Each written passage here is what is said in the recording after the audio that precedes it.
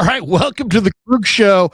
We get it rolling. Sterling Bennett's going to be in the house. What a game. The Rams lose to the Seahawks, and Eric Saubert, the former Niner, catches the two-point conversion.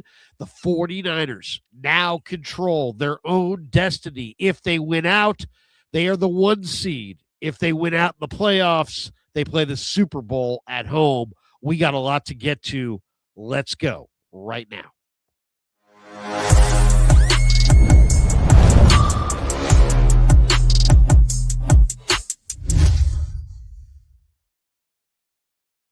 All right, I got to get a pull of water. I got to fire up the band.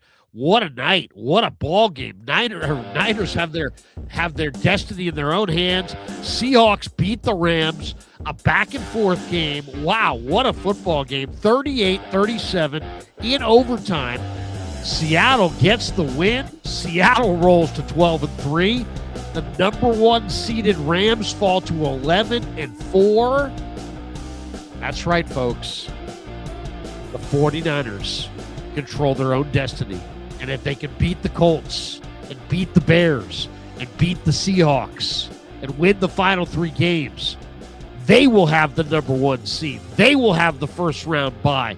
And they will not go on the road again this year. A lot decided tonight in Seattle. Welcome to the Krug Show. We're brought to you by Pig and a Pickle, the best barbecue in all of Northern California. Check them out. They're in Embryville. They're in Corte Madera. They're open 7 days a week from 11 a.m. till 8 p.m. or until they run out, and they do run out. So get there early. Get some brisket chili. Tell them that Krug sent you. We're also brought to you by Sleeper. We're brought to you by Habbas Law. We'll talk more about them in a bit. But wow. Sterling Bennett's going to join me tonight, our normal Thursday night show, and he's jumping in here late. He'll be in a minute.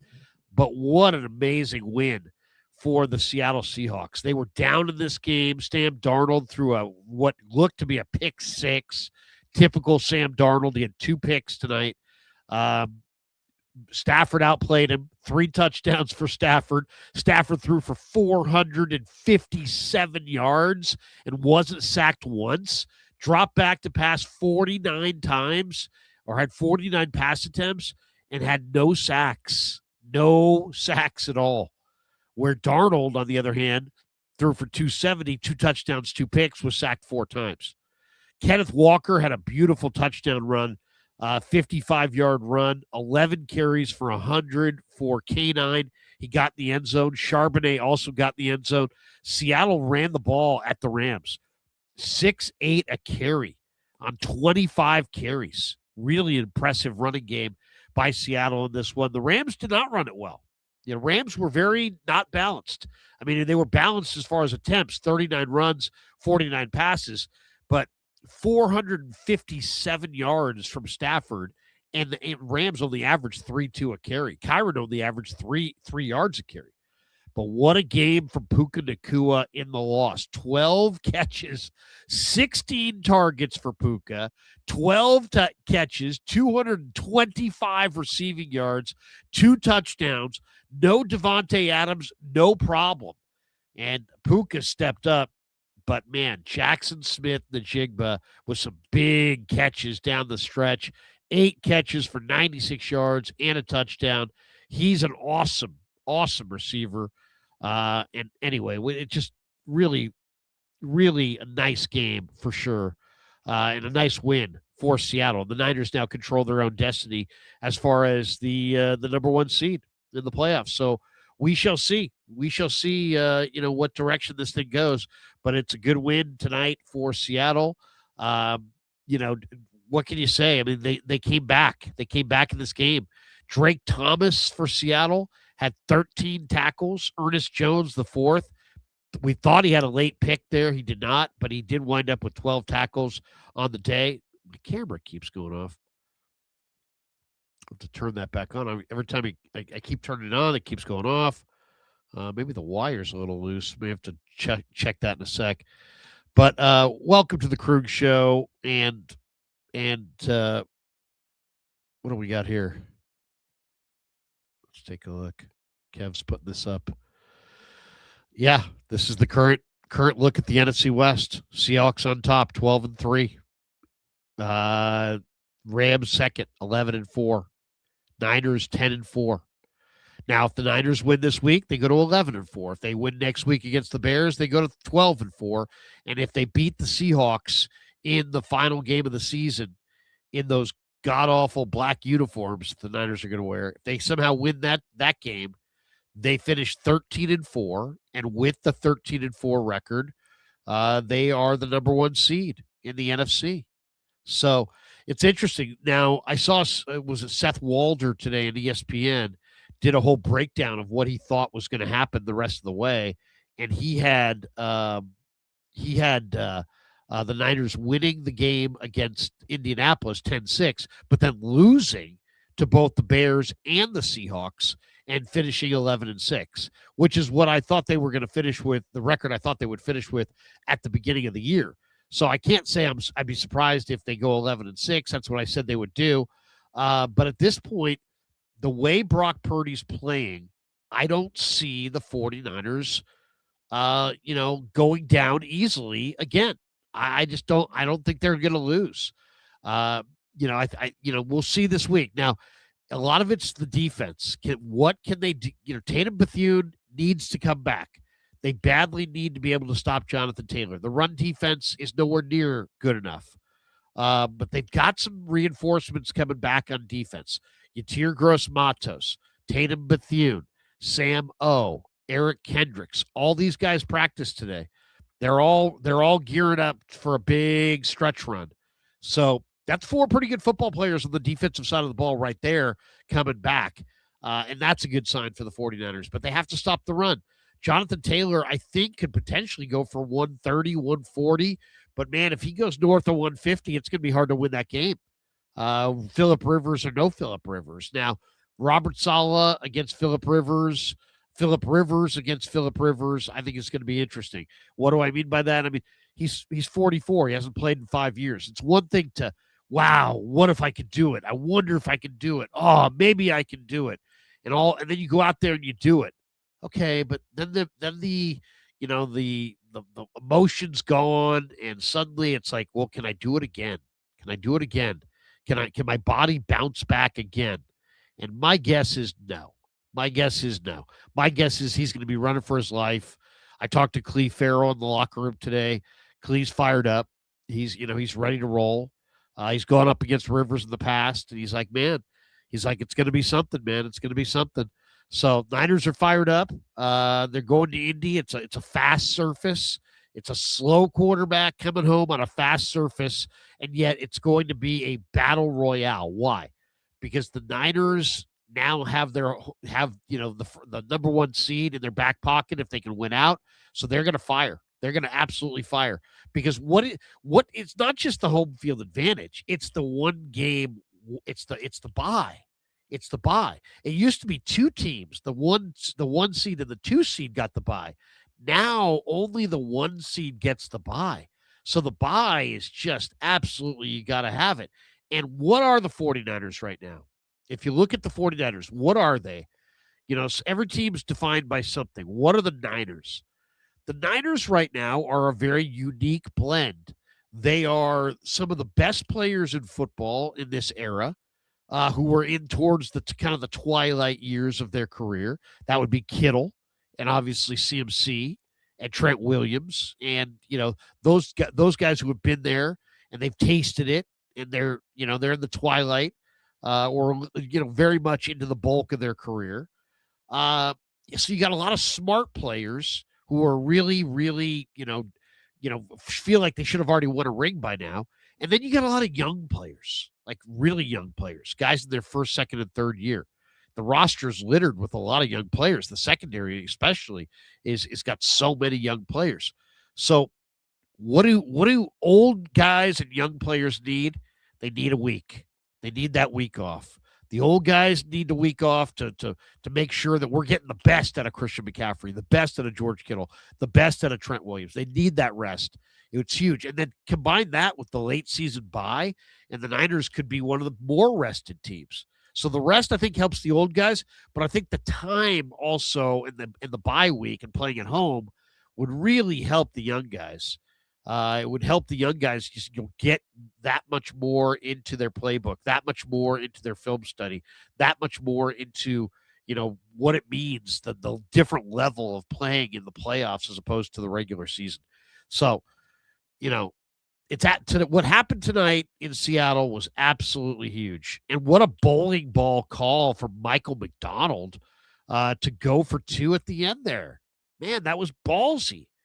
Absolutely ballsy. And it was a great, and Darnold, nice little play. And, everybody, of course, in that situation, use JSN as a decoy, and they go to Eric Saubert. I mean, that is incredible. If the 49ers wind up running the table, they ought to vote a share of their winnings to Eric Saubert, their ex-player, for making that catch tonight and beating the Rams and knocking them off their perch. Because now the 49ers control their own destiny. And the one thing about the Niners this year, Brock Purdy's playing way, way, way better than I thought he was capable of playing. We were told, hey, you know what? He's not going to get over the turf toe. He's just not going to recover. So I figured out he's going to play a game. He's going to play 2 games, and then all of a sudden it's going to be bad again. He's going to be in pain. It's not going to work out.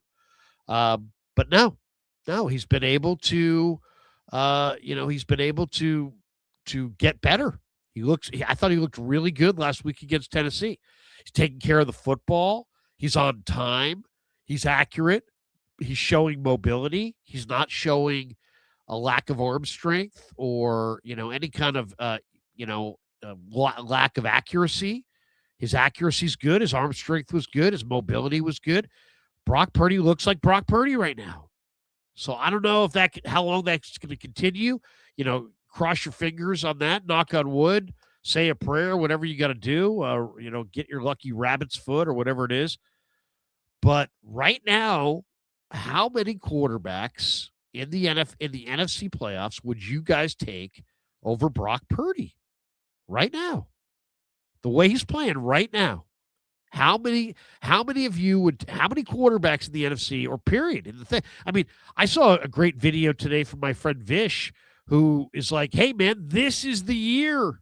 This is the year for the Niners. And he's like, his reasoning is like, hey, look, there's no Patrick Mahomes. Mahomes is out. They will not run into Mahomes. Who's the other best quarterbacks in this era? Joe Burrow. They will not be running into Joe Burrow. No Patrick Mahomes, no Joe Burrow. You could wind up against Bo Nix or Drake May or Justin Herbert in the Super Bowl or CJ Stroud in the Super Bowl. That could happen. So, it's an interesting year. Is this the Niners' year? It wasn't the year when they were set up with home field advantage and they were the best team. They couldn't get it done in 19 with that spectacular defensive front they had. They couldn't get it done against the Chiefs in the Super Bowl, despite having a lead. They couldn't get it done in overtime against the Chiefs in Vegas, despite having seemingly everything going for them. In that season, so much momentum. Who knows? Maybe this is the year. Without the momentum, without Bosa, without Warner, when nobody's expecting them to do it. Maybe this is the year they rise up. It would be amazing. It would be amazing if this wound up being the year. It would be great. It would be absolutely great if this wound up being the year. Tremendous opportunity now for the 49ers. There's no question about that. We got this one from Mike Sando. Rams, first team in NFL history to lose with 500-plus yards, 0 turnovers, and +3 opponent turnovers. Yeah, this was a wild game. That's why it's like almost – that's what I'm saying. It almost feels like – I hate to say it because it sounds so corny, but it does kind of start to feel a little magic carpet ride for the Niners. It really does.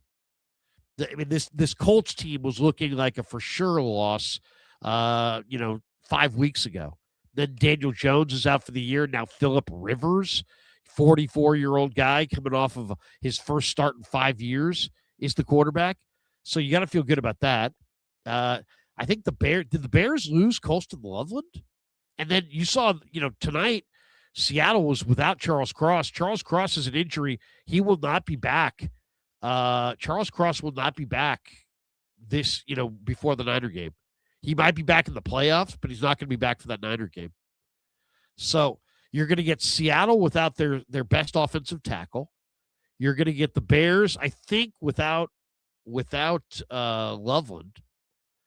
You're going to get the Colts without Daniel Jones. They are going to have Defoe back. But, I mean, you got to be feeling good. You got to be feeling really good. I don't think you know what? I realize I'm sitting here going, first of all, my camera keeps jumping in and out, so I apologize for that. But I don't think I actually sent the invite to Sterling. I'm sitting there going, where's Sterling? I don't think we actually invited Sterling. Let me do that real quick. It's always, it's great to have a guest, but, it's even better if you actually send him an invite. You can have all the best intentions of the world, but, if you don't actually send Sterling the invite and he doesn't actually get it, then he can't really join the show. There you go. That's how you do it, kids. People asking questions. How do you become a great, YouTube show? Well, you get a camera that's janky and you don't invite your guests until you've been on for 16 minutes. I'm doing a live stream with Sterling. I haven't even invited him, and we're 16 minutes in. Ari Myrov, Sean McVay said he isn't making excuses, but he doesn't understand how the Seahawks were awarded a 2-point conversion on a backward pass when the play had already been ruled incomplete and both teams were preparing for the ensuing kickoff. He wants clarity on it. I've never seen anything like that. I grew up around the game. So, yeah, that was earlier in the game. And this was, this was a very controversial play. So, I mean, you knew this. You knew if the Rams lost that this was going to come up for sure, because this did seem to be a break for Seattle. We'll see if Sterling has any clarification on it. Ari Meyer says the luckiest 2-point conversion ever.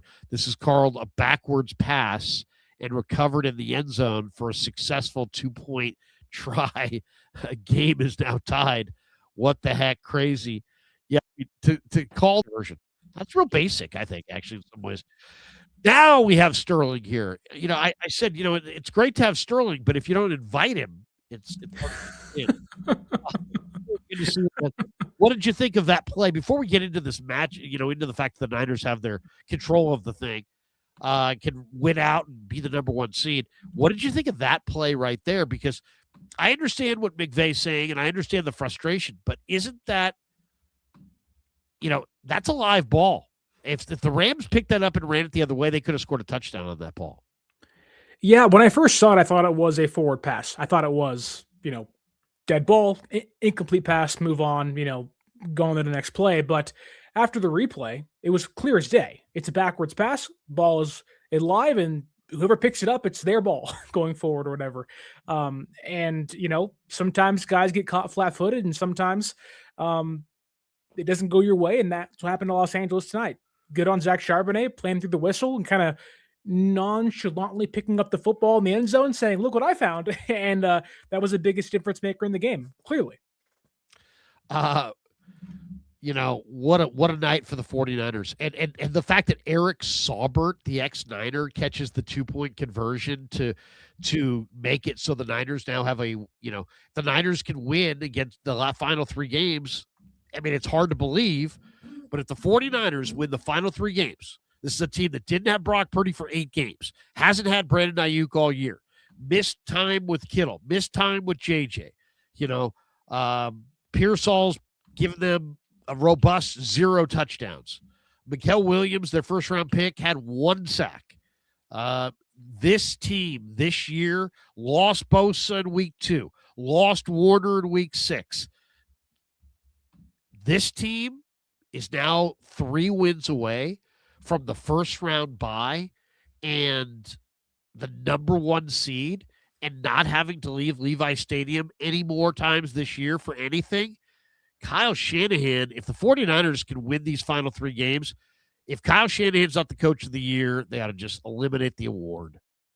Well, on top of that, too, a lot of fans have been down on the team because of the injuries, because of the inconsistencies with Pearsall and other things that have factored into some of their struggles this year. The defense being a big part of that, too.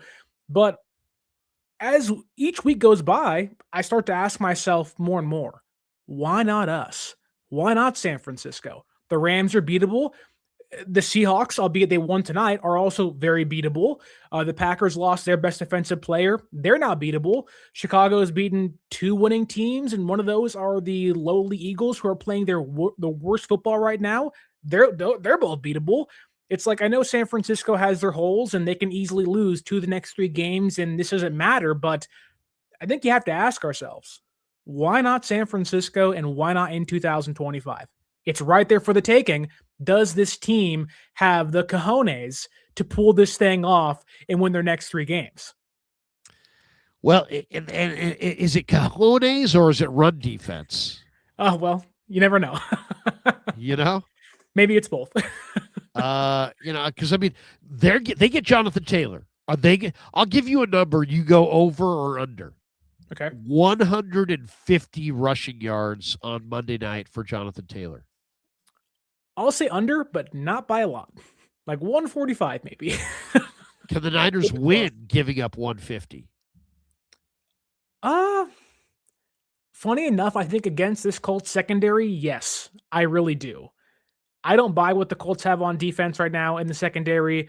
They may not have Mooney Ward. They may not have Sauce Gardner.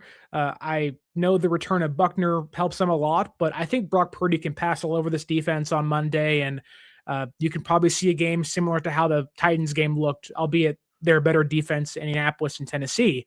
I would expect a Brock Purdy drop back 30-plus time game, and let's go have some explosive fun like you saw against Tennessee. And the Colts want to control the clock. They have a grandfather playing quarterback now. He can't push the football. How do you offset that? An explosive offense that can score in 4 plays like you saw against Tennessee last Sunday. One other thing I want to do. I want to see if I can share this. We share the screen here. This is a really good view. Now, I hadn't seen this view before, but this view is a great view. I didn't see this in the game. That angle looks better. Let's see if we can take down the volume a little bit. But look at this view, Sterling. Tell me, wild play. We'll be talking about that. There'll probably be new rules created by that. I mean, that the Mike Pereiras of the world probably just get, could you imagine if you're like one of those rules officials guys? You're just like, whoo-hoo, it's my moment. It's my moment in the sun. It's very fitting that Puka Nacua on a live stream yesterday says the refs want to make a name for themselves, and maybe the biggest play of the game comes down to a play the refs had control of, either saying it was a fumble or a forward pass. And it's just funny. You put your foot in your mouth, and sometimes it doesn't go in your favor.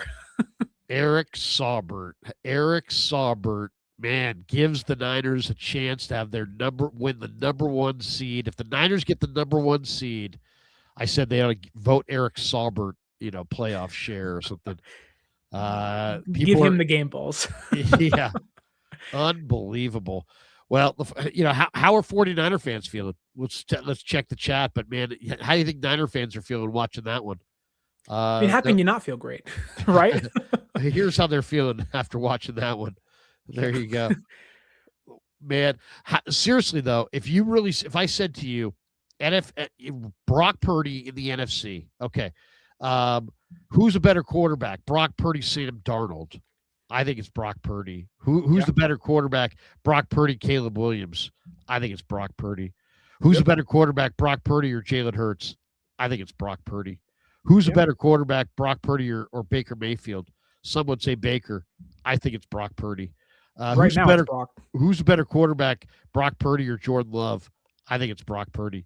Who's a better quarterback between Brock Purdy and Jared Goff? I think it's Brock Purdy. I think the only quarterback in the NFC who's better than Brock Purdy is Matthew Stafford. And the Niners could wind up in a Super Bowl in their home stadium against Bo Nix. They could wind up in a Super Bowl in their home stadium against Drake May. They've been battling and losing to Patrick Mahomes and Andy Reid, and they could battle with, C.J. Stroud and a killer defense. It could happen. It'd be very fitting if Aaron Rodgers' last game in the NFL was him losing in the Super Bowl to San Francisco one last time in San Francisco to end it all. I give them zero shot. No, they're not making it whatsoever. But it'd be fun. It'd be really fun.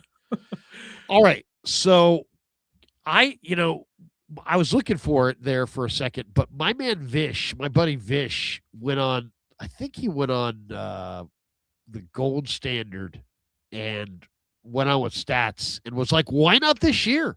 Why not the Niners? Why? I mean, does it start to feel like the stars are starting to align for the 49ers? Or do you not believe in that? Do you think, 49ers have a bad run defense, and here comes Jonathan Taylor, the Bears run game, and then Canine and Charbonnet. So they're either on the verge of just getting absolutely roasted, or they're going to get some guys like Kendricks and Tatum Bethune. They get some guys in the lineup, and they're going to play better defense down the stretch, and they're going to elevate. But Brock Purdy's got this offense cooking right now, and there's two ways to win. You can hold them down, or you can just outscore them, and maybe it will be a little bit of a combo. Maybe the defense won't have to be that dominant. Maybe Brock Purdy can put up 35. What do you think? Yeah, like take tonight, for example. The Seahawks defense walked in as like this vaunted 11-man unit, and it was like, how are you going to play the Seahawks? And Stafford said, I'm going to put up 30-plus points against them and throw for 500 yards, basically. It's like, not to say defense doesn't matter, because of course it does. But if your offense is as high-powered as San Francisco's can be, you can beat anybody any week. A great offense in this day and age offsets what could be a mediocre or bad defense. Now, a great defense can obviously help you win games. Look at the Broncos this year. Their defense is just phenomenal, and they're keeping them in games, avoiding these upset losses throughout the year. And I think, why not San Francisco? I'm there with you. I think Brock Purdy is the second best quarterback right now in the NFC playoff picture, at least playing his best football when it matters most as we speak. I won't say it's, destiny, or I won't say it's, it's theirs, it's all the stars are aligning, but it's there to take. Like the brass ring is there, and San Francisco has an opportunity to grab it and hopefully carry themselves onto the first seed, because imagine having the first week off. The Rams play Seattle again, maybe in LA or in Seattle. Green Bay and Chicago take on each other or whatnot, and however everything works out. But you play 2 home games in the playoffs leading into the Super Bowl.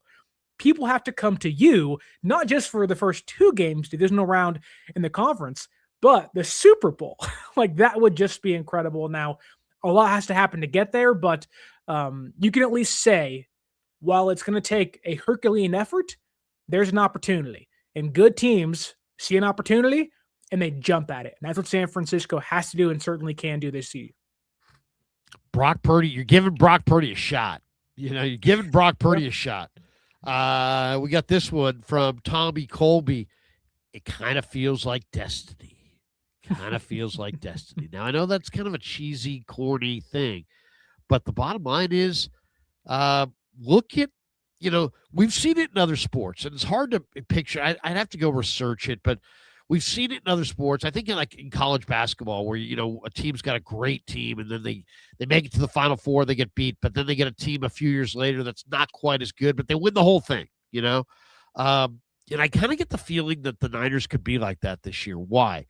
One, they have the best coaching staff they have ever had here in San Francisco under Shanahan and Lynch. This is the best coaching staff, top to bottom. They've got the best special teams coach. They've got the best defensive coordinator. They've got Shanahan doing his best effort. You got a really good coordinator there in Kubiak. You've got you got some really good assistant coaches, but behind them, the Bobby T's, the Johnny Hollins, the Chris Koceriks. There's a lot of. This is the best coaching staff, top to bottom, the 49ers have had since Lynch and Shanahan took over the club. That's one. Two, it's wide open. It is absolutely wide open. The other thing I think you could make an argument. You could make an argument that the other teams in the NFC are going to be a lot more nervous than the Niners. I mean, the Niners have played in the Super Bowl and lost it. It's like that's probably the biggest nightmare any coach or player could ever have. Shanahan and the Niners, and many of the Niners, have been through it multiple times. There's a thickness to your skin that's built up. There's a resiliency. There's a toughness. There's a you know what, whatever you want to call it. I mean, I call it thick skin. There's a resilience that builds up when you taste it and get denied. There's a hunger. I'm telling you, I'm in that room. Kittle, fun-loving guy. CMC, very easygoing dude. Trent Williams, funny guy, very funny. All these guys have a very serious look on their face. Very serious look. And Brock is leading that charge. They've tasted it. Every guy and every coach believes that they already should have had that 6th Lombardi by now. There's ahead of schedule, there's behind schedule, and there's where the Niners are. They're in almost like a redemption mode, because they know they almost got it, but they didn't. So everybody, and also they have the map. That's their real advantage on the rest, is they have the map. They've been there in the moment. Every single guy, Purdy included, has experienced Super Bowl week. He's experienced the pressure of playing in the ultimate game. When you've played in the ultimate game and lost the ultimate game and gone through that, I just think there's a toughness and resiliency that you're going to bring into games that the other teams don't have. And I think it has a little bit of a magic carpet ride. Now, it was going to be really, really hard, and it's going to be really, really hard if the Niners have to go out on the road and beat the Rams in L.A., and beat Philly in Philly, and beat the Bears at Soldier, and beat Pack at Lambeau. It is going to be hard, harder.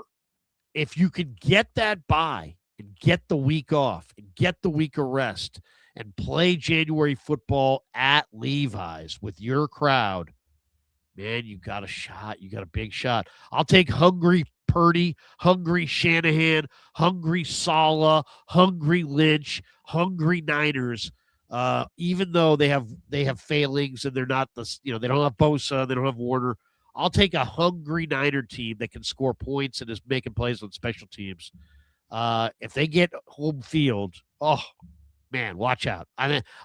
What do you think? I mean, would you rather? I believe the Niners can win on the road, but I think they're going to have a hard time beating the Rams, period. Anywhere. Yeah, I think, like most teams, San Francisco has their Achilles heel, right? And it's the defense. Like, this offense doesn't have many holes in it. Yes, the rushing attack isn't what it once was a couple years ago, for a lot of reasons. Now, if Pearsall's out, the wide receiver room gets a little thinner on top of that, but there really is only one team I'd be terrified of, and that is the Rams. But even Los Angeles, for as good as their offense is, you saw tonight how explosive they can be. Puka Nacua is probably the best receiver in football next to JSN this year, and they both faced off tonight. It was incredible to watch.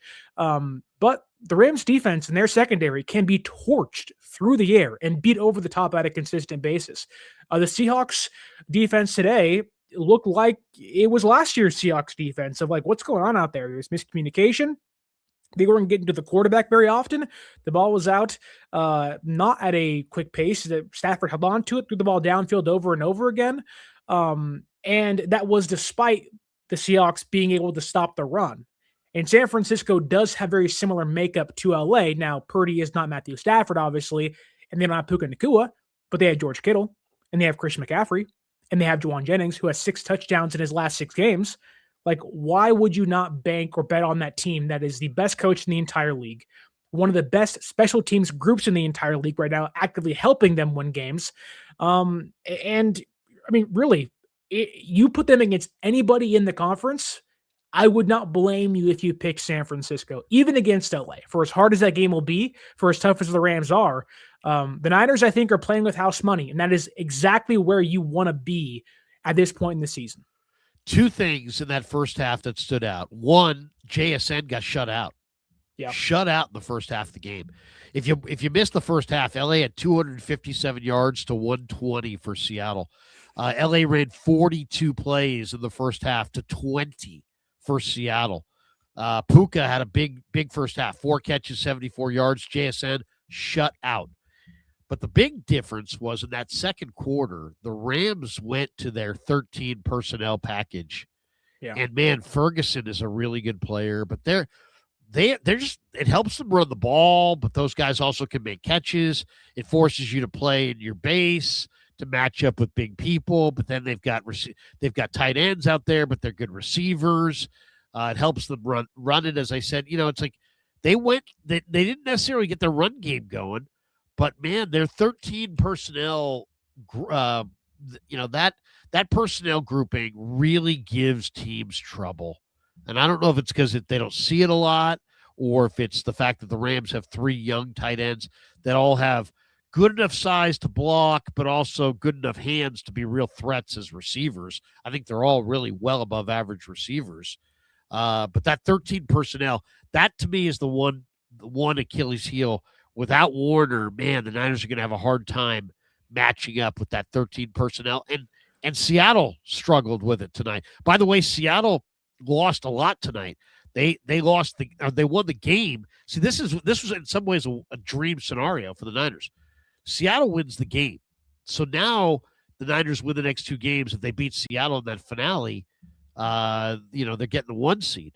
Cross is out and is not going to play against the Niners. But tonight, Kobe Bryant went down. Was it Love that went down? And Tariq Woolen went down. Eman Worry went down.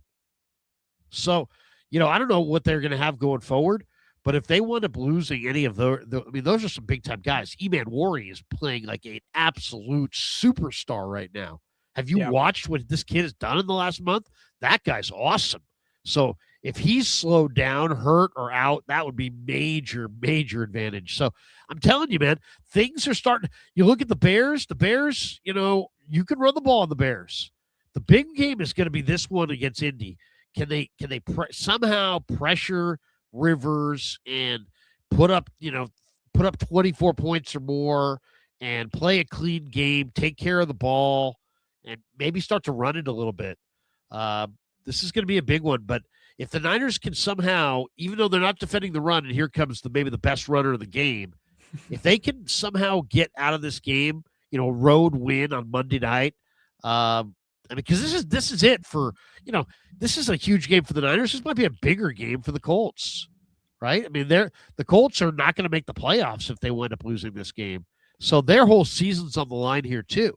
But I just think that this next matchup is going to be really, really intriguing. But the way this is coming together, where it just feels like things are starting to line up nicely. And I didn't think Purdy was going to play as well as he has. He's played really well.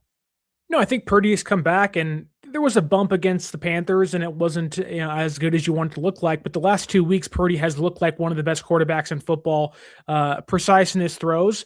He's attacking defenses downfield. Now I get he's playing Cleveland, and I know he's playing the Titans, but there is nothing more dangerous than a quarterback that has an unlimited amount of confidence in his arm, in himself to make plays. And Purdy usually has that, but when you get him hot, he's a really hard quarterback to beat. And I think this Colts team, they've lost 4 games in a row. Like, they are trending the wrong direction. They played some good teams, sure, but even that last game against Seattle for Indianapolis, Rivers didn't push the ball downfield. This team's biggest Achilles heel outside of the run is how bad their safeties have played the last couple of weeks. And when you can play everything in front of you, you can then stack the box. You could then put 8 guys in the box, 9 guys in the box, and just say, hey, Jonathan Taylor is not going to be the reason why we lose this game. And almost tell Phillip Rivers, you're the guy that's going to have to beat us, and force him to beat you with his arm. And, Father Time is inevitable. And while his comeback is miraculous and it's awesome and everything, it's a great story. He is 44 years old. He can't push the ball 30 yards downfield. He's not going to test you. He had 2 attempts last Sunday against Seattle for 20 plus yards. One was a pick. The other was incomplete. Everything past 10 yards was inaccurate. It was nothing on the football. There were some ducks there. And I think you can really attack the Colts. Now, I'm not saying with blitzes, I'm just saying stack the box, make Rivers be the reason you lose this game. If you lose to Rivers, then just, hey, good job on you, man. Somehow you beat us, but you cannot let Taylor be the reason you lose this game. Your run defense has been so bad, nearly 5 yards a carry allowed the last couple of weeks, and that can't be the case. So if you sell out to stop Taylor, make Rivers beat you, that is a very easier said than done, but an easy path to victory for San Francisco on Monday. All right, we are just getting rolling here. Welcome to the Krueger Show, brought to you by Pig and a Pickle, the best barbecue in all of Northern California. Check them out. They're in Emeryville. They're in Corte Madera. They're open 7 days a week from 11 a.m. till 8 p.m. or until they run out. I want to share the screen. We also want to get to some of these supers, but this was the note of the day. Former Dolphins edge rusher Matthew Judon cleared waivers, is now a free agent. Yes or no? Should the Niners sign Judon? He's had a nice career in the NFL. He's not played particularly well this year, but you know what? I mean, he's a veteran pass rusher. He's done it before. What do you think? Should they pluck this guy off waivers? And the bigger question is always not, do you pluck him off waivers? I definitely would pluck him off waivers and put him on the practice squad. The question is, do you pluck him off waivers and try to put him on your active roster? And if so, one of your defensive ends has got to go. Who's that going to be? Well, I'm pretty sure Judon passed through waivers and went unclaimed yesterday or this morning. So he's a free agent, can go anywhere he wants to. And I wouldn't be opposed to it simply because San Francisco needs some bodies. Guys go down every single week. You don't know what you're going to get from Yetur Gross-Matos once he comes back. Can Samo stay healthy?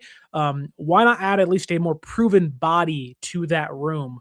There's nothing wrong with that. In fact, I'd be advocating for that. Now, he's had a really bad year with the Dolphins, only 10 pressures, no sacks. He's just not been the guy he once was. But right now for San Francisco, you need to leave no stone unturned when trying to find some improvement or some much needed depth. So whether it's getting rid of Robert Beal, who's kind of been nothing for this team, and walking into a week with, Judon and Samo and Gross-Matos and Keon White and Bryce Huff and Clelin Ferrell, that to me at least has some sort of fortification to it compared to a lot of nobodies or guys that are unproven. So I don't see why you wouldn't do it now.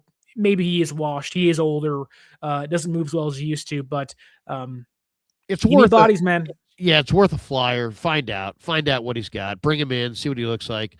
You can never have enough bullets to your gun. If you can't move the quarterback off the spot, you can't win in today's passing NFL. So there you go. That's my thought on Judon. Two thoughts, guys, if you're in the chat. Do you want the Niners to pick up Judon or another veteran player between now and the end of the year? And also, who is your Super Bowl, as we're sitting here on December 18th, who is your Super Bowl matchup? Right now, what is the matchup that you envision that we're going to see in February at Levi's? Now, we should tell you that the Krueger Show is brought to you, the football season all season long, is presented by Sleeper, the fastest growing fantasy platform in the world. It's a one-stop shop. You get blazing fast news, real-time stats, group chat, season-long leagues, and, of course, Sleeper picks for daily fantasy. All you got to do is use promo code Larry. Sleeper will match your first deposit up to $100. Links in the description.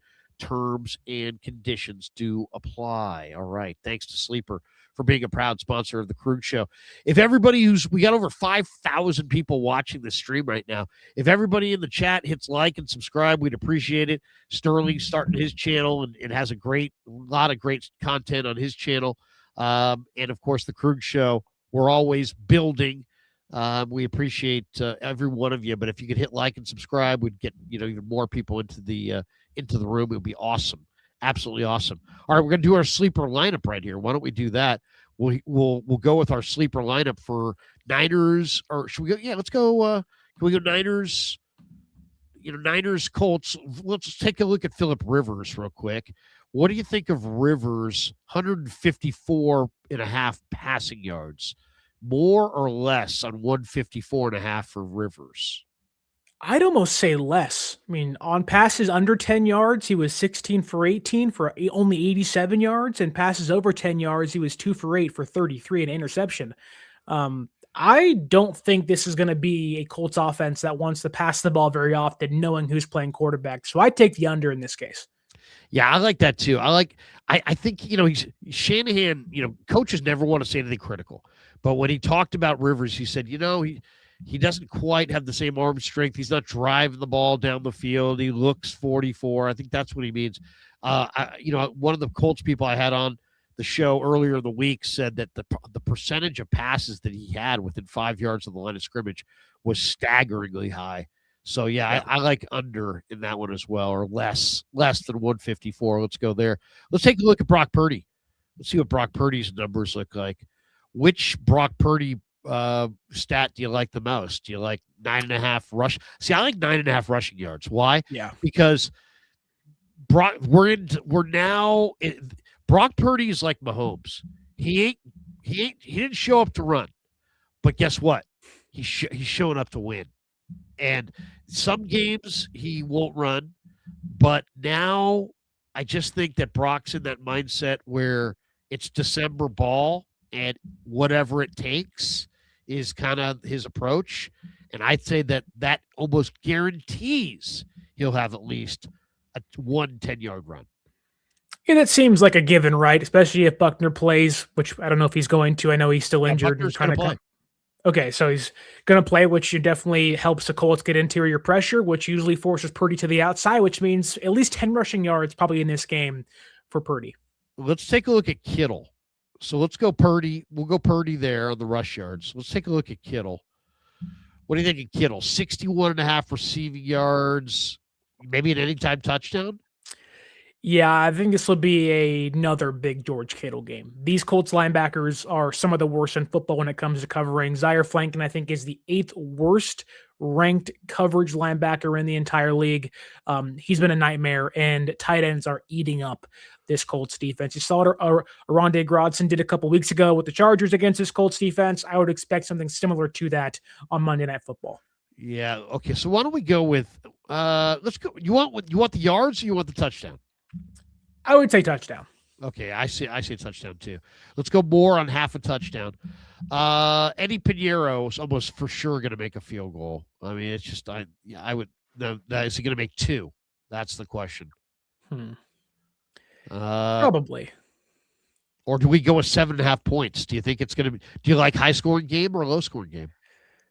Seth Walder predicted 10-6 Niners. He's saying very low scoring. Whoa. I don't know if this defense can hold teams to 6 points. Yeah.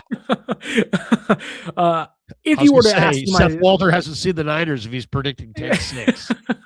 Yeah, I think San Francisco probably wins like 26-20, 26-17, which would probably mean 2 Pinheiro field goals. Around 6 points. Let's go more on the 1.5 field goals for Pinheiro. And then I need a JJ anytime touchdown. I think JJ is going to score. He's got the height advantage he has over Kenny Moore, who is 5'9" in the slot, and JJ is 6'3". That is if that's a matchup, the ball has to go there consistently. I got one more. Let's do one more. Give me Tyler Warren over on the total receptions. They did, Rivers, the one disappointment is he didn't really hook up with Warren. The Niners have struggled defending tight ends. All he needs is 4 catches. I think that's a lock. Give me Warren for 4 catches. Yeah, I agree. All right, so there we go. We got Rivers, less than 154 passing yards. Kittle, anytime touchdown. Pinheiro's got to make 2 field goals. JJ's got to score a touchdown. Purdy's got to have at least 10 yards rushing. And Tyler Warren's got to have 4 receptions. If all that happens, we will turn our $5 into $195.60. And also we wanted to get somebody out of the chat as well, but I guess we didn't really do that. But we could ask for somebody out of the chat. We should tell you that if you haven't signed up for Sleeper yet, now's the perfect time. Use my code to get a free $20, no deposit required. Plus, first-time users also receive a 100% deposit match up to $100. You'll give yourself a shot to win 1,000 times your cash. Even better, anyone who trails this community-built slip gets a chance to win $100 to use on Sleeper. So just send a screenshot of your slip with these picks to hmasleeperpicks@gmail.com, and include your sleeper username in the email to enter. We're running this every week in the month of December, so don't miss out. Once again, just send a screenshot of your slip with these picks to hmasleeperpicks@gmail.com and include your sleeper username in the email to enter. And we'll do this throughout, I guess, maybe one more week of this. Thanks to Sleeper for being a proud sponsor of the Krueger Show. We love Sleeper. All right, let's hit some supers right here because we also love the audience, and there's a lot of people with a lot of interesting things in the chat tonight. So we'll roll through some supers. Then we got a couple Niner questions I want to throw your way. One on Brandon Aiyuk. There was a lot of smoke around Aiyuk today. All right, let's get to it. First, we've got Rory, who says Super Bowl W imminent. What does it say? A Super Bowl win imminent. Let's effing go. There you go, Rory. DeBig says, don't think Hawks were going to pull it out. Was expecting a Darnold turnover at the end. I was too. I'm like, come on, Darnold. Don't Darnold. Don't Darnold. He tried a lot tonight. He tried. He's just got that foggy look too. Stefan says, who would think Saubert catches the game winner? Oh, I know. It's beautiful. So apropos. I mean, that's why you start some of these things almost feel like it's like a script. Jack Parada, stars are aligning for the 49ers. Let's go. I mean, it does feel like that. I got to be honest. Bill Kennedy, how sore did Phillip Rivers feel on Monday? I bet you he feels sore right now. Yeah. Anybody can play one game. It's the second game that's going to be hard. T-Guns and Super Bowl at Levi's. Why not now? That ought to be the new slogan. Why not now? Slavic times Niner. Let's go. I like that. Looks kind of tough in that picture too. Guy with a shaved head. I'd be scared. Kind of angry. Thank you, Slavic, for the 1999. Anthony Catania's in the house. Sharp Corners, Sports Cards, and Collectibles. Great sponsor of the show. Check them out. The great Anthony Catania is down in Pacific Grove, California, and he's a great sponsor of the show. 205 Cypress Avenue in Pacific Grove, right along the Monterey Peninsula. Anthony's at 831-521-5264, and he's a great follow on Instagram at Sharp Corners 831. He says, McVay complaining about the 2-point conversion that tied the game at 30-30. Cry me a river. Go Niners. Yes, thank you. I like that. Niner D says, Larry, last week that wasn't a touchdown, so that's karma. Exactly. That's fair. Somebody's upstairs looking out for the Niners. Tobin, exciting, but playing two run-heavy teams in the next 2 weeks has me worried. Hopefully we get some help of injury. Go Niners. The key guy is Tatum Bethune. You got to have Tatum Bethune back on the field. The numbers of when he's out there and when he's not out there, night and day. When he's out there, they got a representative run D. Without him, not so much. He's got to be out there. He's got to return. He's got to return with a big performance, like 10, 12, 15 tackles. Tommy Colby, it's kind of late. It kind of feels like destiny. It kind of does. It's starting to feel like the 2010 Giants all over again. What's that? Will Fries. Two things. After tonight, I truly believe we can take both of these teams in the playoffs. Also, this is our time. We control our destiny. Let's go take this. I like that. Fans are hyped. I'm hyped.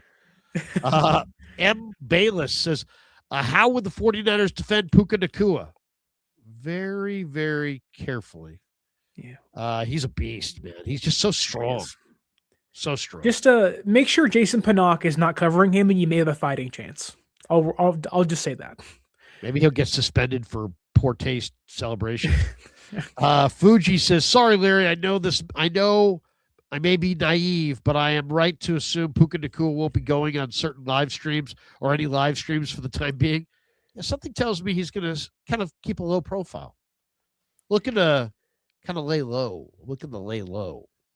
Oh, yeah. We got this one from Anthony Catania. Sharp Corners will be at Levi's Stadium against the Seahawks. Let's effing go. Awesome to hear, Anthony. We got to meet up in the parking lot. Cosmo says, Krug, all you said is good, but Reality is the Niners don't have enough pass rush to beat the Rams. Yes, I agree. But maybe somebody could beat the Rams for them. You never know. That's what I'm thinking. You probably can't beat the Rams, but who knows? You may not get the Rams. Tobin, PE, says Seahawks secondary got really banged up today. Yes, they did. And we got this one from Brian Dunn. He says, hot take, Niners hire Sam Darnold, LOL. Phillip Rivers gets you wondering about other retirees, though. Thanks for all your hard work, Krug. Thanks, man. Appreciate you. We got this one from Ernberg. There's levels to this league. Wave the white flag, Niners. Or is it wave? Is that what he's? I think so, yeah. He's saying wave the white flag? It's Joseph saying give up, basically. Come on, Ernberg. Come on, Ernberg. There's not many things you can count on in life. The sun may rise, it may fall in the evening. Joseph Ernberg will always be preaching negativity in the chats, no matter what YouTube channel it is. It doesn't matter. He'll always be in there saying something negative towards the San Francisco 49ers. I'll be on my deathbed and somebody will walk in the room. Is he possible he's alive? And Ernberg will be walking down the hall in the hospital. He's likely dead. Yeah. Just give up. Wave the white flag. I still see a pulse. Yeah, but it's kind of weak. Yeah. Let's get out of here. You know what's coming anyways. You have no chance of survival. Just give up while you can. You're not going to make it to next week anyway. You may as well check out now. Fuji, Larry, did you see McVay's presser as he was informed about Puka's supposed postgame tweet about the ref officiating? I wonder what McVay says to Puka. I don't know, but I love Adam Copeland on Cambier. Does a very good McVay impersonation. We got this from T-Guns. What does that say? Bamu Shah. 3 more wins. Puka, I think, has since deleted his tweet, by the way. That's what was so offensive that he was saying. Look at this guy's picture. Yeah. Jesus. May want to avoid that for a while. that might be for my wedding day, dude. I mean, seriously, that was a long time ago, dude. I haven't had that thick, dark hair in a long time. Solid MLG. F you, Larry. Just kidding. I love your show. Also, Bang Bang Niners. Also, you're awesome. Niners just got a huge shot in the arm. They're going to play hard, in my opinion. Oh, there's no doubt. They're not going down easy. We got this from Sabra Boswitch. F you, Larry. You willed this Seahawks win into existence. What other dark sorcery do you have up your sleeve? I love this the super chats that start with F you, Larry. I mean, seriously, it gets me going. Brings me back. DeBig says the way to beat the Niners is running the ball. Also, 49er safeties are not good in pass coverage. Yeah, but you know what? I think the Niners defense, if it's going to really have any success in the playoffs, it's going to be a turnover-related deal. I think they're going to take the ball away. That'd be my guess. Solid MLG says, also, can't wait for Pig and a Pickle in Petaluma. Me and my fiance are waiting. Also, have you ever tried Buster's Barbecue in Calistoga? I know no other barbecue. I've been married to the same woman for 25 years, and I stay with the same barbecue. I don't switch. A creature of habit. I'm a creature of habit. Maybe it just could be that, or maybe I'm just limited. I just can't take on too many concepts. Joey Mellons, yes, we picked a good night to be a Hawk fan. Seriously. Those people, by the way, are those Hawk fans at the 12s. You have a flag that flies that celebrates like the 19th most enthusiastic fan base in the NFL. I mean, it's not much of a home field advantage. Those people have lost their fastball. My God, it's like a Mariners town now. They have turned into Pete Carroll. They just can't. It's a bunch of chewing gum and no yelling. There's no noise. It's simply just a bunch of gum chewing and a bunch of what just happened, and that's it. Pete Carroll might go back there next year. Something tells me he'll be free. ZX7 MCM. Hey, I'm here. Here's $1.99. Joe FXDB. I was hoping for a tie that would have helped more. No, I don't think a tie would have helped more. It would have helped the Rams, I think, right? Yeah. I don't think it would have helped Seattle very much. John Chisari, Larry, my 10-1 one seed bet has hope. 10-1 one seed bet has hope. Oh, it's got hope, baby. It's got hope. It's alive. You better make sure nobody picks that off. Don't tell us where you live. Yo Stricken, former Niner Darnold to Saubert to win it. Fitting. Really was amazing. Do you know what's crazy, though, is that he was cut twice during the regular season, brought back, then given a contract extension, and now catches the game-winning pass against the Rams tonight. Crazy story. Crazy. We got this one from ZX7. Don't promote those betting sites, please. Okay. Thank you.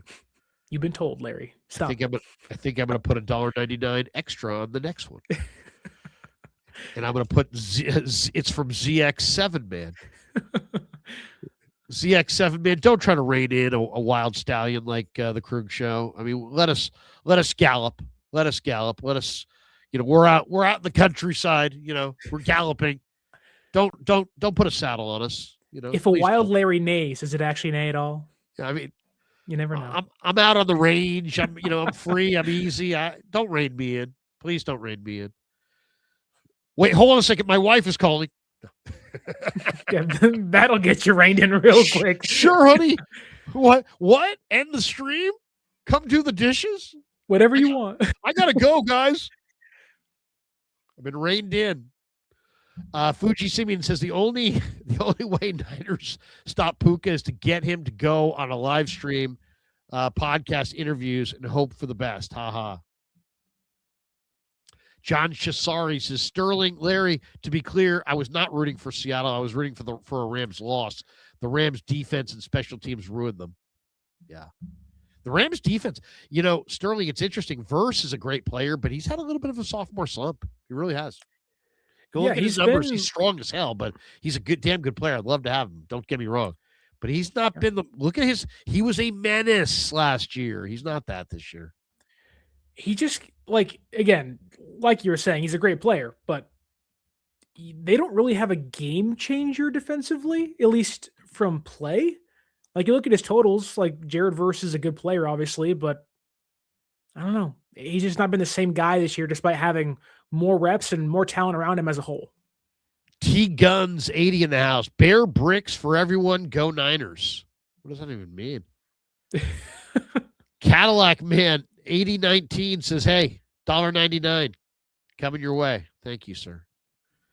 Cadillac Man back. He says, can we run a randomizer with everyone in the Niners division? Bamu Shah. A lot of people into that. T-Guns, Mateo 2028. Why not now? Go Niners. Why not now? Seriously. I mean, if you're only thinking that your road to the bowl and through the bowl has to be paved with, gold and diamonds, then yeah, you would have said no chance. They're not going to do it this year. But guess what? I'm an old Niner fan. I remember 1988. You were not around in 1988, right? Where were you? 1988. I was not even thought of yet. What year did you show up on the scene? 1996. Okay, so 1988, safe to say, if you showed up in 96, you don't remember much from 88. And let me just tell you, they went 10-6. They looked like shit. They lost to the Raiders 9-3 or something like that. Haley went bananas in the locker room. They were reeling. They lost to the Cardinals. The Cardinals came from behind and beat them. They were looking bad. Things were not looking good. And suddenly they flipped the switch. They circled the wagons. They got really, really hot. And they started running the ball. And they rode it all the way to the Super Bowl. And I'll be willing to guess. I'll be willing to say that I really believe, and I think it's not even close, that the 1988, it was the 88 season that we're talking about. The 1988 Bengals were the best team that the 49ers ever played in the Super Bowl.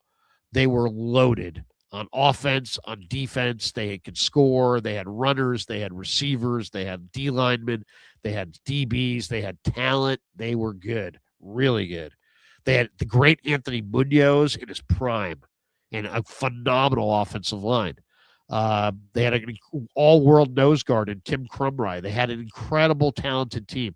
And the 10-6 Niners in a year where most people had given them up for dead, beat the Bengals in Super Bowl 23 for their, Super Bowl title number 4. They've got 5. They're looking for 6. So it can happen. It doesn't always have to be a year. One of the greatest Niner teams of all times was the 87 Niners. They lost to the Vikings and Wade Wilson in the playoffs at Candlestick. Anthony Carter went off. So just because you have a fat season, it's really more about how you're playing in December. And one of the things that Robert Saleh said about 3 weeks ago that really caught my ear was he's like, my message to my young defensive players is let's be peaking in January. Now, it's a cocky thing to say when you may not even play in January. It's a really cocky thing to say when your defense, a lot of these guys are getting absolutely burnt like toast, earlier this year. But it's a good goal, and it's like, hey, our expectation is we're going to play in January. So get ready to be playing football in January. And guess what we're seeing right now? The CJ Wests, the Alfred Collins, the arrow's pointing up. These guys are playing good ball. So maybe the young DBs, Mustafa, Brown, Stout, Lenore, maybe these guys elevate at the end of the year. I'd love to see it. We got that one, Mateo 28. Why not now? We got this one from Fuji. Puka removed his tweet for lacking of awareness. Yes, he did. He did take it down. Some of the smartest things you could ever do in this life are delete a tweet. All right, Fuji Simeon. Puka and his bro trying to be Antonio Brown in a week. There you go. Tobin PE, is there a defensive guy or two who could become legendary for the Niners, or will be a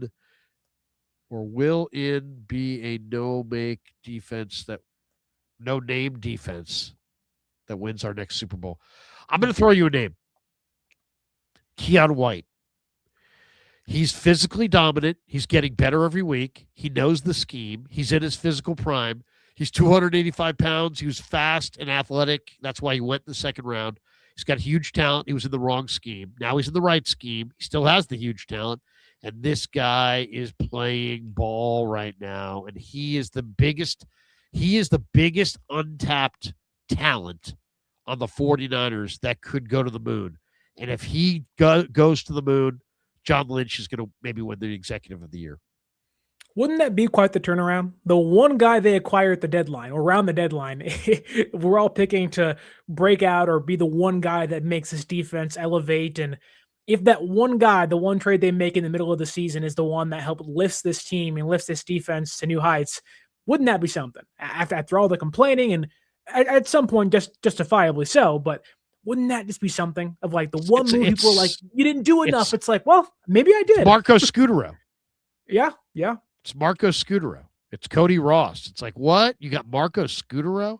What? You got Cody Ross? Oh, yeah, those guys are the LCS MVPs, yeah, this is unbelievable. This could go down as, Lynch got a very unique player there. If you think about it, there aren't too many guys out there that are really talented, have the pedigree of being a high draft pick, and were available and available from a team that's not a garbage team, available from a team that's going somewhere.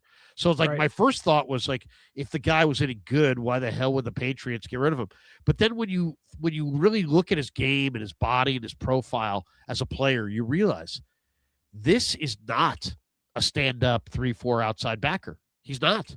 And he is not a down two-gapper defensive tackle type player. That's what New England has. New England has the old school 3-4 where the 3 down guys are all like nose guards, and the outside linebackers are outside linebackers and drop into coverage. Well, Keon White's 285. He's not dropping into coverage, but he's a linear 285. He's a 285, but he's not a two-gapper. He's a one-gap, penetrate, get up the field and go kind of a player. And now he's in a one-gap, penetrate, get up and go system. And he walked into that room, Sterling, and you've been in that room, he's very, he was very quiet. He didn't talk a lot. I did the first interview I did with him. He's kind of looking around like, should I be talking at all? And I just got here. He's like really deferential. Now, though, he's sacking the quarterback. He's making plays. He's making plays against the run. The guy's having a great old time in the locker room. He's fooling around, dancing around, playing cards with guys, shooting buckets. And he's having a great time. So that's my guy, man. That's the guy that I think him and Tatum Bethune, I think, have the ability to really elevate and be better than they've been thus far. And the Niners may need that from Eric Kendricks too. Kendricks is another guy who I think is going to help before it's all said and done. Who is there a defensive player that you think you could see emerging here in December?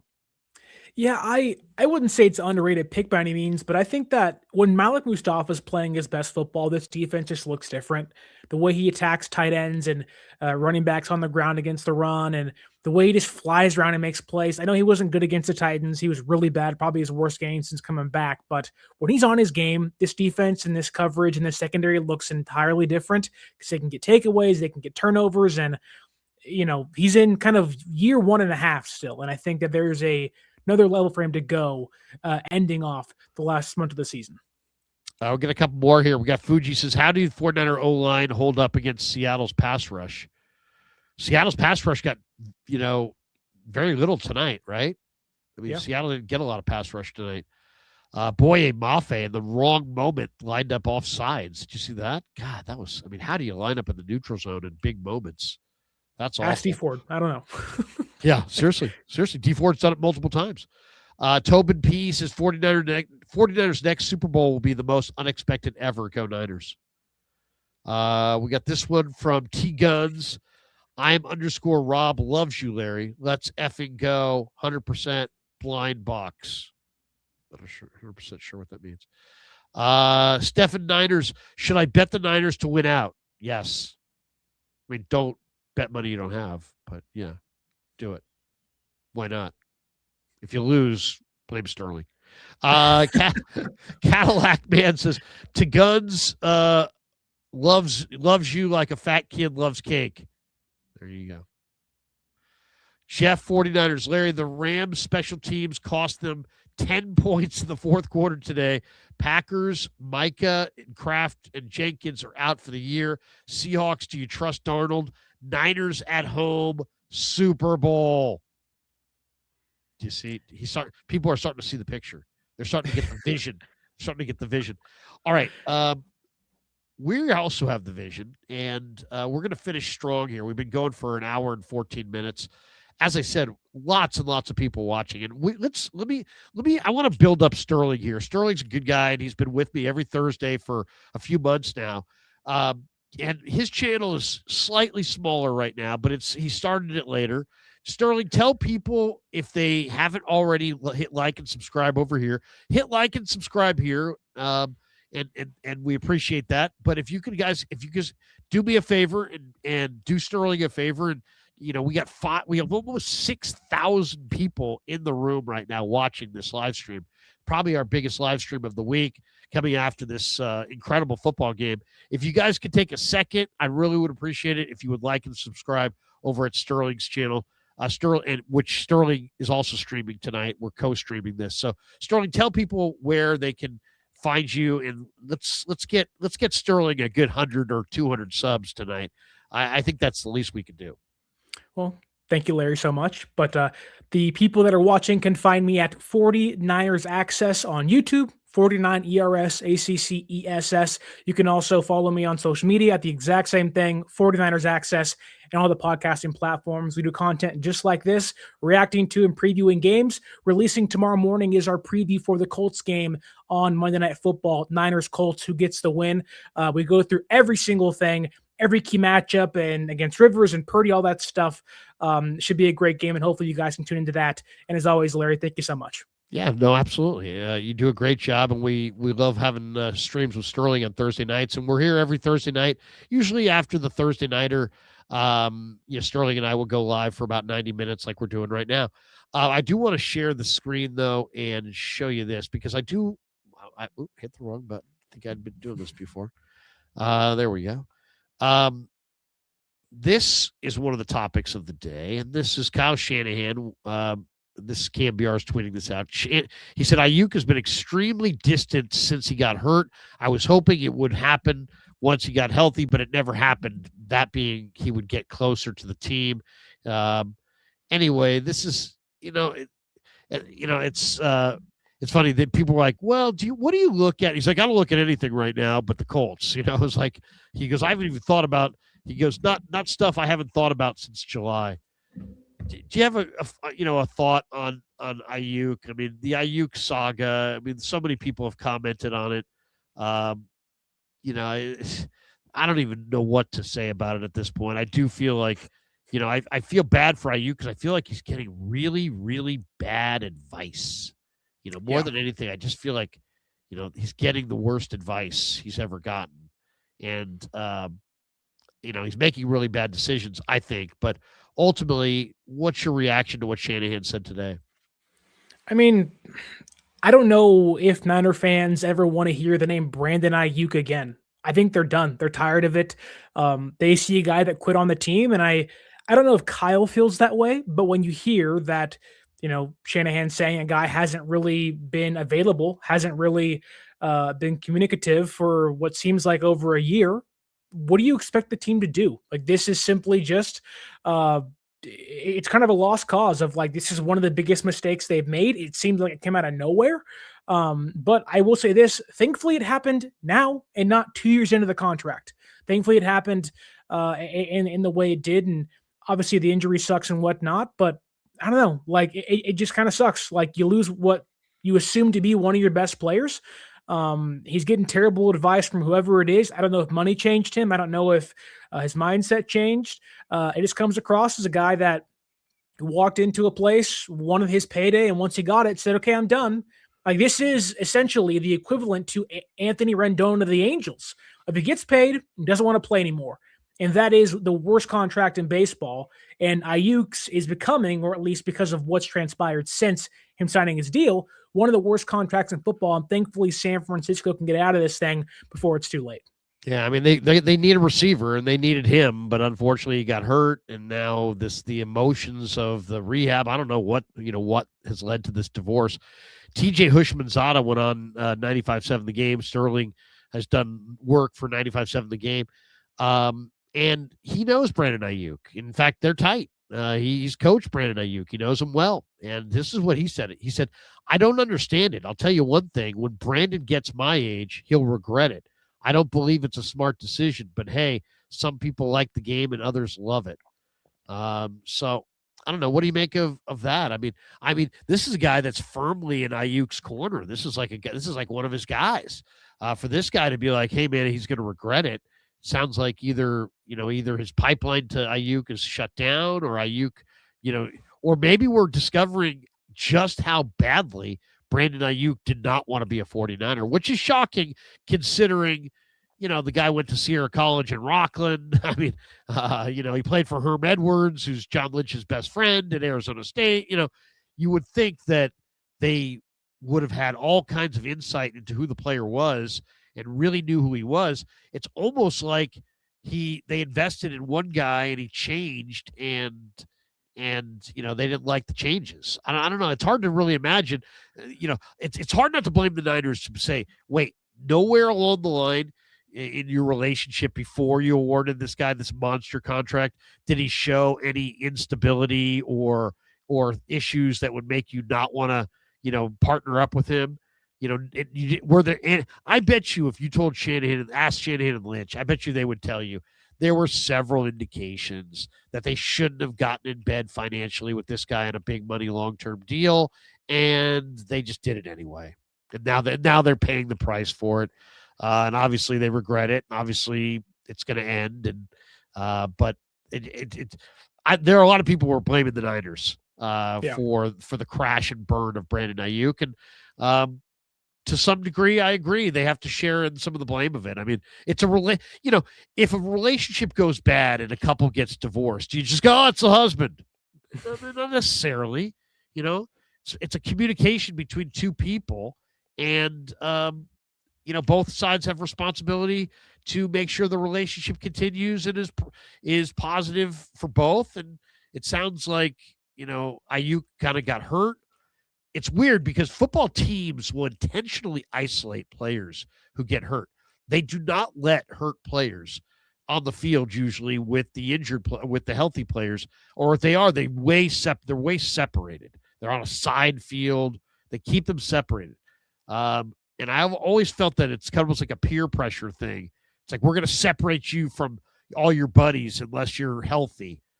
So that's what the way teams operate. This was a player choosing to separate himself from the organization.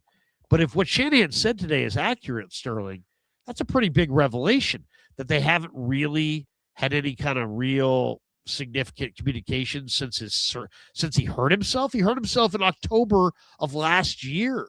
That's a long time to have, broken communications, is it not?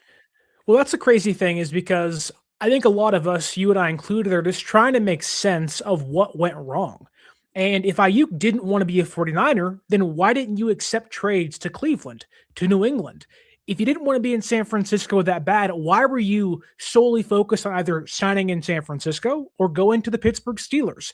I get it. There's context, there's quarterbacks, coaches matter and stuff, but clearly you wanted to be a Niner enough to sign that contract, whereas the Patriots would have given you more money to play for them, according to the reports out there. So I don't think Aiyuk didn't want to be a 49er. Something I think else had to have happened. Obviously, it's speculation because he signed the deal, seemed happy to do so. And I think had he not gotten hurt, he'd still be playing for this team.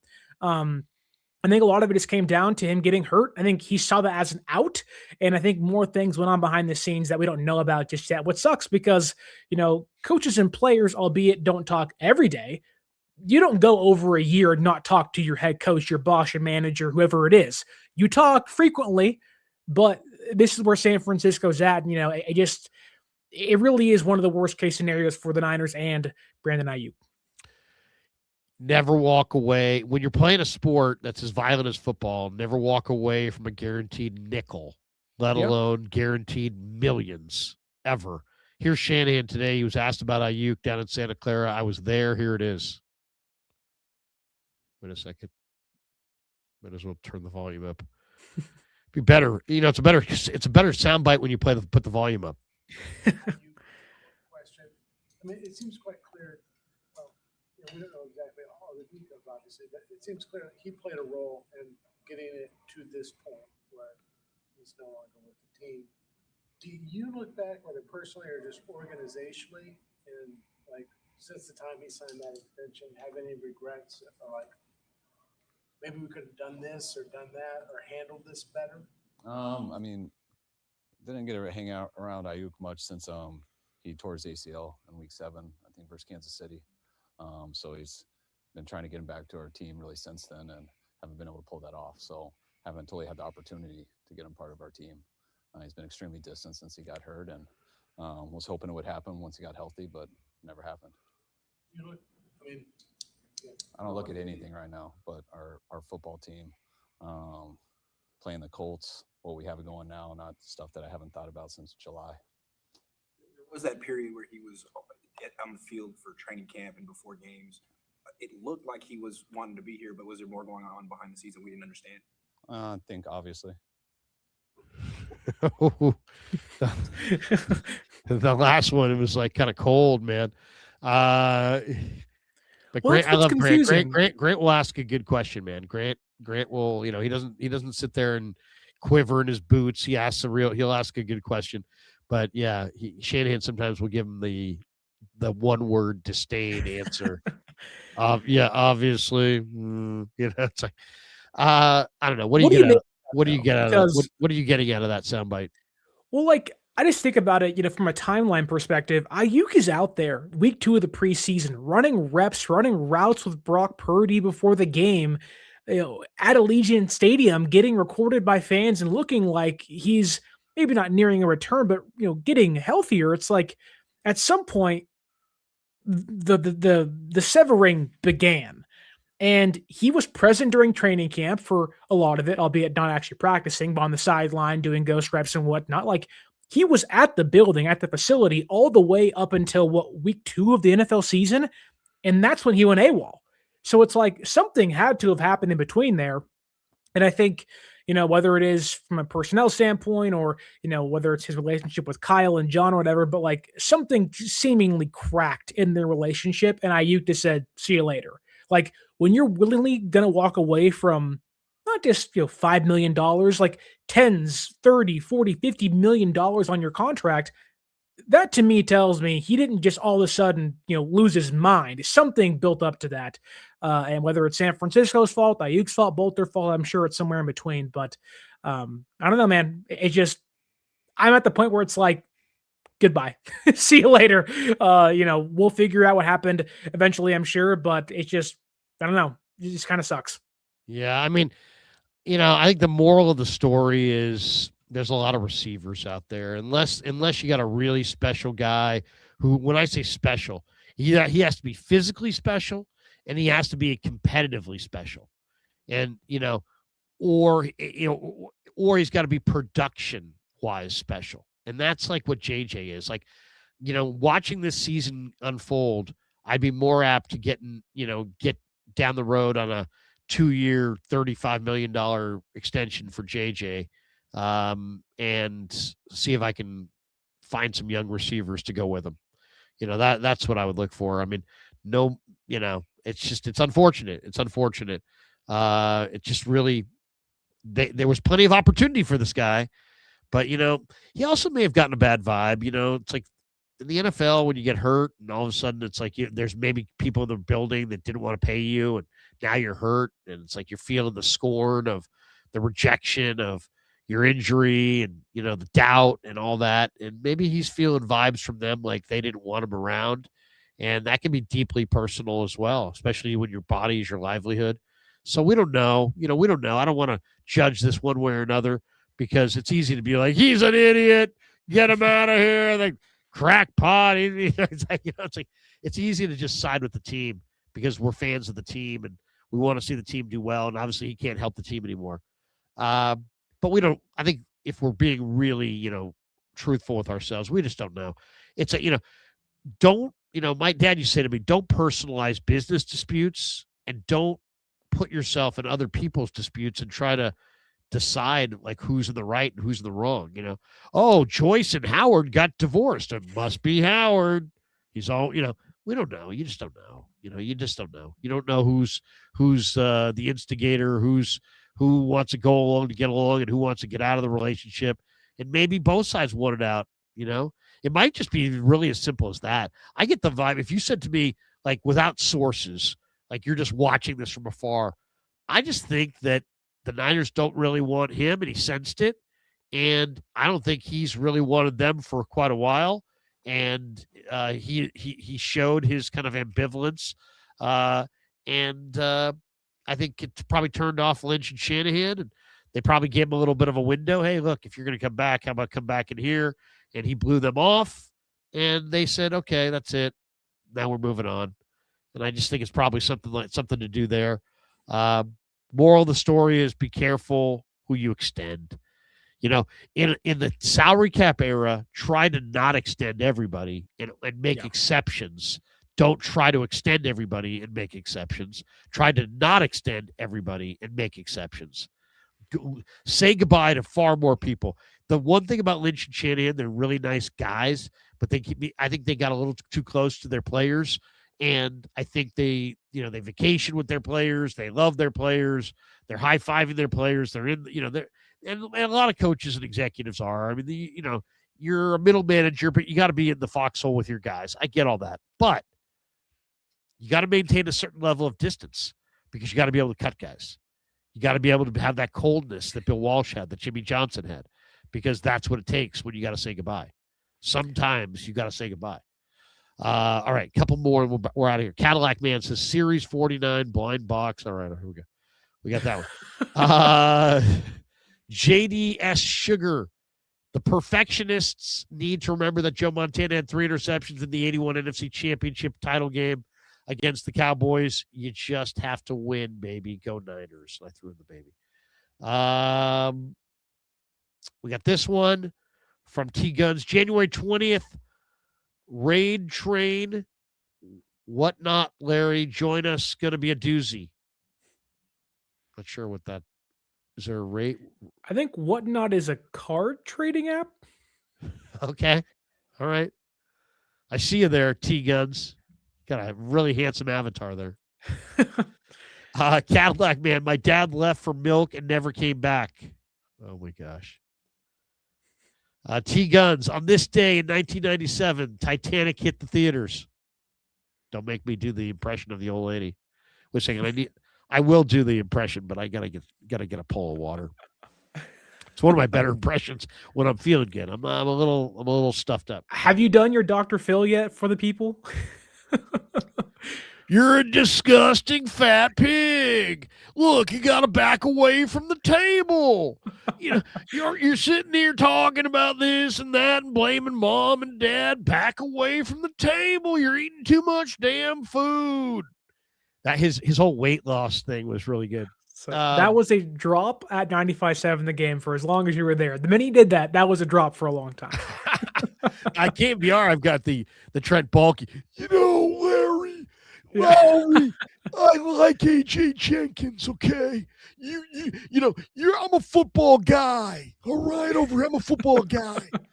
Good old Trent Baalke's a football guy. Have I drafted some horseshit players? Yes. Can I not decipher AJ Jenkins from a good receiver? Granted, all right. But hey, I'm a hell of a guy. All right. But here we go.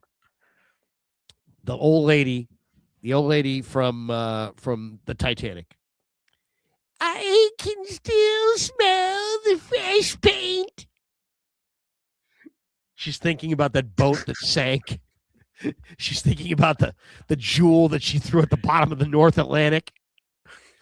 I can still smell the fresh paint. I'll be here all week. Wow. It sounds a little bit like my Ralph Barbieri, but Ralph, what can I say?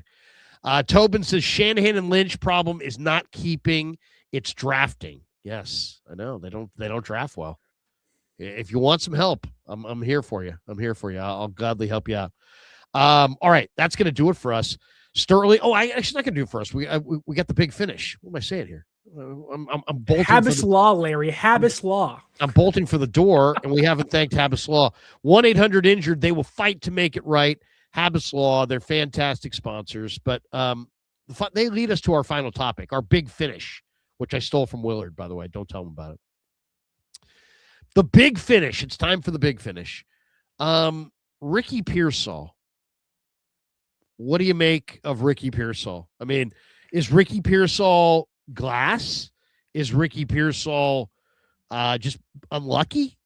Is Ricky Pearsall going to be, people have said he's going to be a star. Is he going to be a star? Is he going to be a starter? Is he, the Niners have to have, like, you tell me, what do the Niners have to win this thing? They got to have Brock Purdy play well. They got to have their special teams unit continue to play well. They got to have a couple guys on their defense, come of age. Keon White, Cleve Farrell, Tatum Bethune, Upton Stout, whoever. Somebody's going to have to elevate. Somebody's going to have to play better. They're not good right now. They're going to have to play better. Okay, so somebody's going to have to elevate on defense. Purdy's going to have to play his butt off. Shanahan's going to have to coach his butt off. Niners are going to have to take care of the football. And one of their receivers that can run is going to have to step up.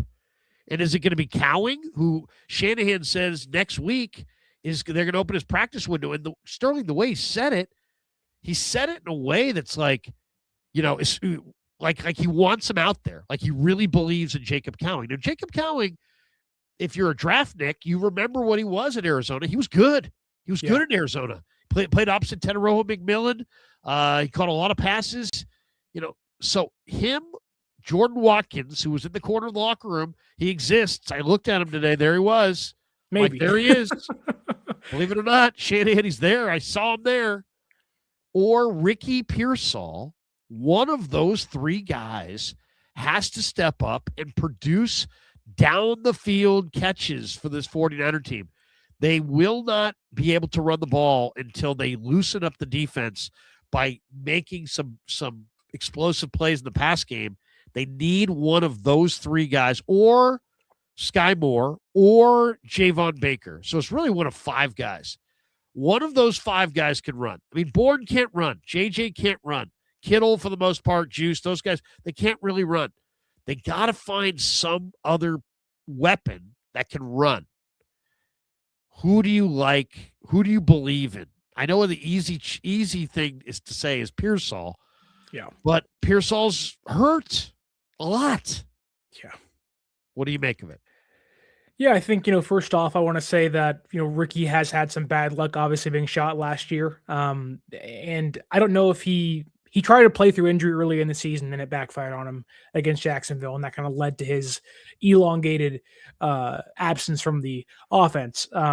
You saw last Sunday against Tennessee, like when Ricky's out there and he's healthy, he's awesome. He's a really awesome player. Like once he gets in his groove, and unfortunately, for whatever reason it may be, whether it's a hip drop tackle or just, slamming your PCL on the ground again, he's dealt with a lot of injuries so far. And it's hard to, as a fan, believe in his longevity and his ability to be healthy for 5-6 games at a time and hopefully help this team win.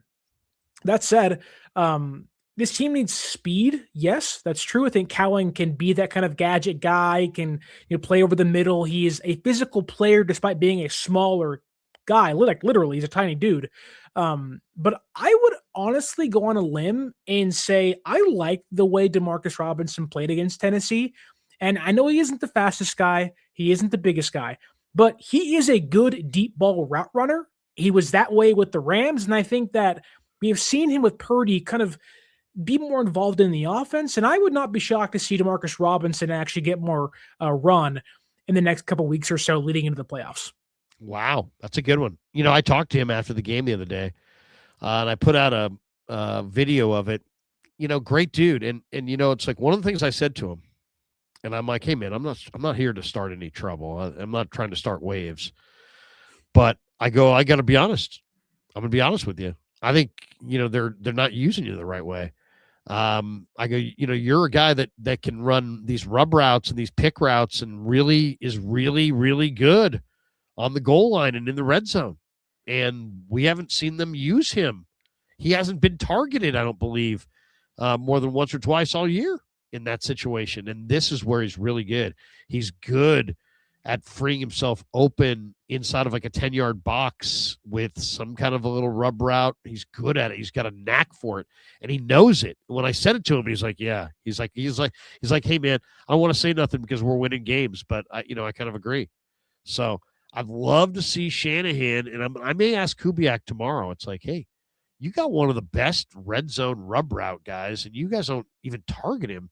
What's the deal? When is Demarcus Robinson when are you gonna dust off the Demarcus Robinson, looks in the red zone? Now he may give me a dirty look when I ask the question, but it's worthy of asking at this point because this guy can back it up.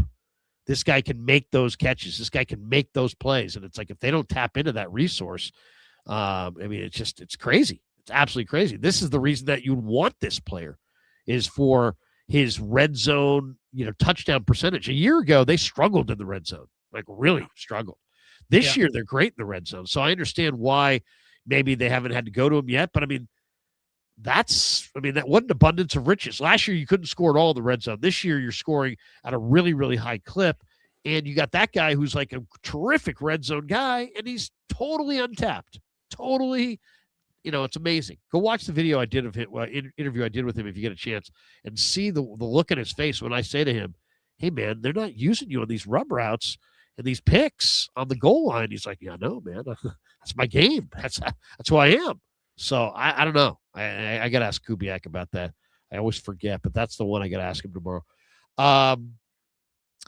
Let's talk a little bit about Habbas Law for a second. Habbas Law, Omar Habbas, Tarek Habbas, the Habbas Law team. They're awesome. They're absolutely awesome. When Habbas Law goes up against the big insurance companies, the ones that stall and deny and hope that you'll give up, they don't blink. Well, they don't blink because they don't see Krueger on the screen. There you go. But they don't blink. They don't blink. They grind them down. They expose every weakness. Habbas Law hits with strategy, pressure, relentless preparation because Habbas Law knows every inch of the Bay Area legal playing field. Nothing, and I mean nothing, catches Habbas off guard. If you've ever been injured, you want to win. There's only one call to make. Visit HabbasLaw.com, HABBAS Law.com. Habbas Law, they will fight to make it right. 1-800-INJURED, great law firm. If you need a great PI attorney, call Habbas Law. They're great PI attorneys. And as I said, they will fight to make it right. On this day in 1997, Titanic hit the theaters. Tobin P. Shanahan and Lynch, problem is not keeping its drafting. We had that. I don't think we got this one.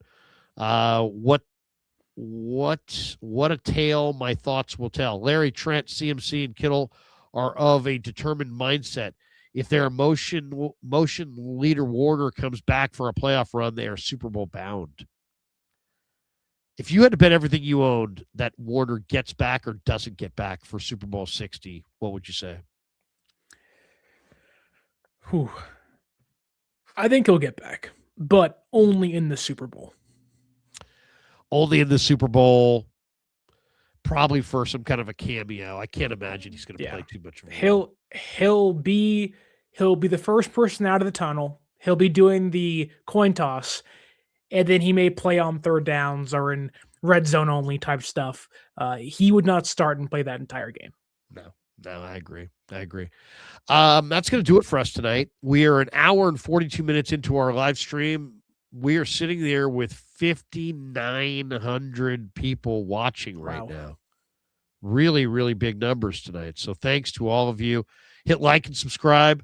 Thanks for supporting the Krueger Show. I got a big Friday coming up tomorrow. So 9 a.m., I'm streaming with Damon Bruce. 10:45, I'll be streaming with Chase Sr.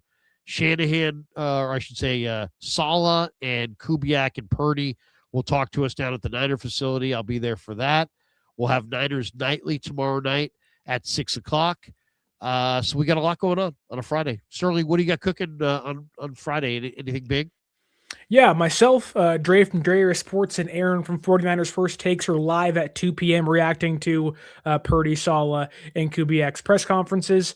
And talking Niners Colts and hoping to get into, is it actually how you win or just the fact that you win that matters to fans out there? So come over to my channel at 2 p.m. tomorrow and check that out if you're interested. Thanks to everybody. Have a great night. Peace. Yeah, never met a man I've been